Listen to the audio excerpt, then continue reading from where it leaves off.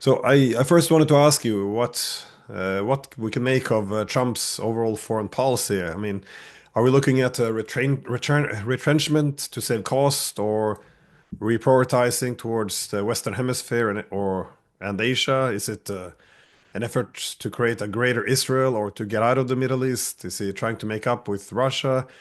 It's because of his style, which is seemed to be improvising at time. He seems to be little bit all over the place. I was curious how you would assess his first 3 weeks in office. Well, I think that's that's not an inaccurate characterization. Let me say as a preface to my remarks that I and millions of Americans are very happy with what he's doing here inside the United States. He's moving in some very important directions, questioning the status quo in terms of all the massive bureaucracy that we've developed over the last 80 years. So I think he's on the right track there. He's dealing now with the border and the criminality and the illegal human trafficking and so forth. But on the foreign policy side and defense wise, I think you're right.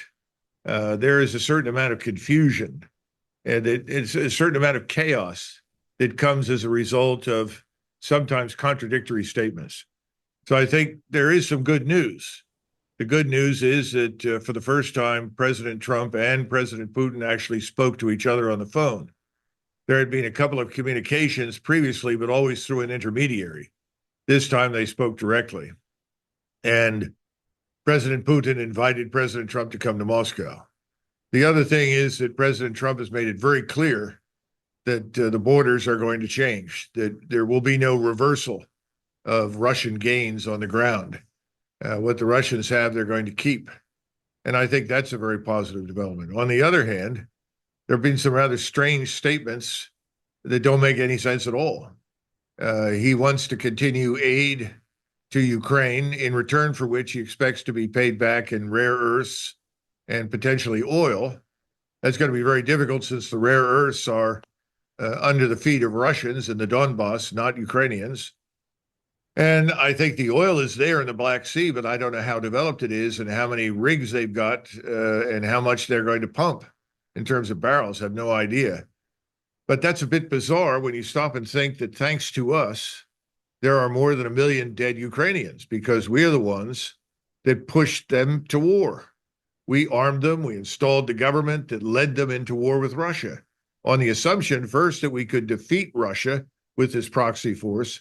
And when it became clear that was an impossibility, to supposedly weaken Russia. And then I'm hearing people say, well, he wants to keep this sort of thing up as leverage in his negotiations with President Putin. Well, that's a very dumb idea because we have no leverage, none. And the differences in interest are profound. As you know, Ukraine is an existential matter for Russia. It plays no such role for us or NATO, never has. So why would the Russians be willing to compromise much beyond what we've heard thus far that they've said and allow, non-NATO or non-American troops into Ukraine? I don't see that happening. I don't see any kind of demilitarized zone.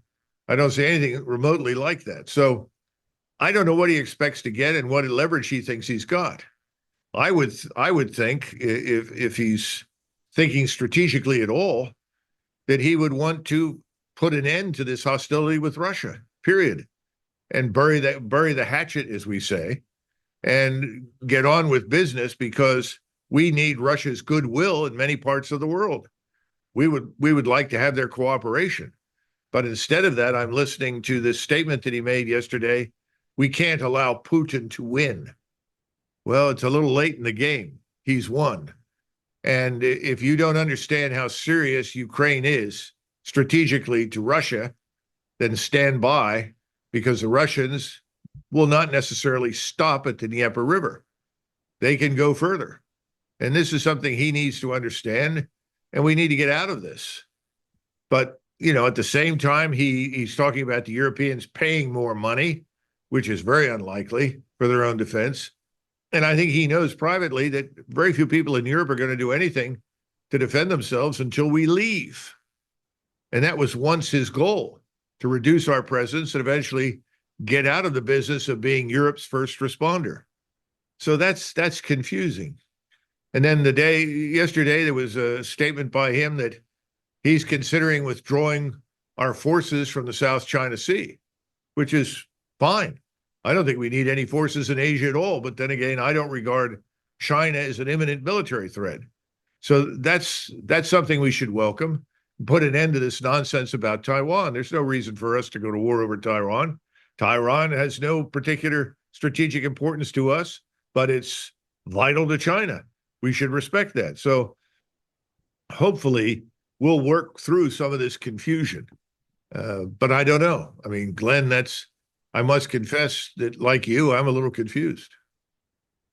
Well, I think it's yeah, easy from the negotiation style of Trump. He seems to be yeah looking to make as much noise as possible in order to give himself some space to maneuver. Or at times, I'm wondering if it's yeah all strategy behind there, or other times I think maybe he's just again improvising. So I'm hoping there's some yeah someone behind the wheel, of course. But in terms of yeah how much time is left for in Ukraine, because again the options here, as you mentioned, there's a limited leverage. Not only the you know the NATO doesn't have that much weapons to send, even if you would want to, and the Ukrainians are struggling now with manpower. How do you see the situation on the ground in Ukraine? Do you it's again, it seems to have been unraveling a bit since the summertime, but is it intensifying? Because you get almost impression, at least looking from the map, that the villages are falling faster. But given that this is a war of attrition,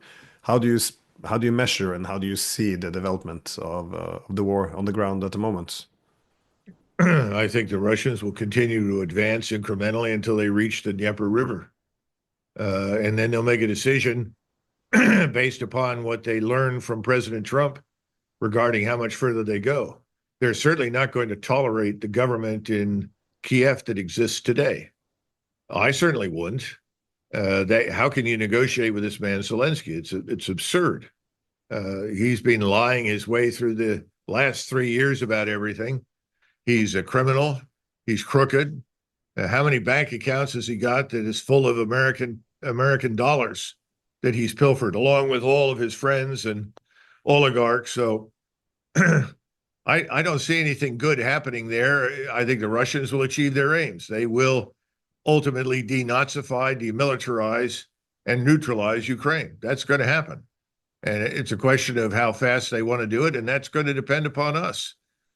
So that's part of what we cannot be certain of right now, except that no one is going to dislodge the Russians. We're not going to commit any forces to do that, neither will the Europeans. And usually when you're in this kind of situation, you shut up and make a deal, as we say. And of course, that was Napoleon's famous remark about the Pope. The Pope objected to what he was doing. He turned around and said, "Well, how many battalions has the Pope got?" And the answer was obvious, none. So the hell with the Pope. So I think we need to understand that we're dealing with a very different situation. The other one that is open that we didn't talk about, of course, is the Middle East. And President Trump wants to be transactional financially everywhere but in the Middle East. He seems to be quite willing to continue to fund the Israelis. He's now said that Israel will annex the West Bank. And he seems to be prepared to watch the Israelis annihilate whatever is still in Gaza in the near future when this ceasefire, which was really never meant to go beyond the first phase, frankly, finally comes to an end. He said he's going to unleash hell. Well, if you're in Gaza, I don't know what else you can do at this point. You've already been through hell, so that means more hell.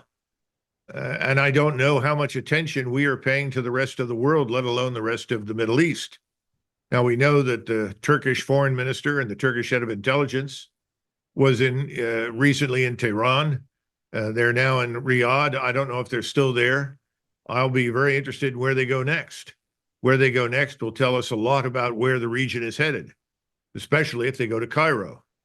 The entire region is livid with rage and anger.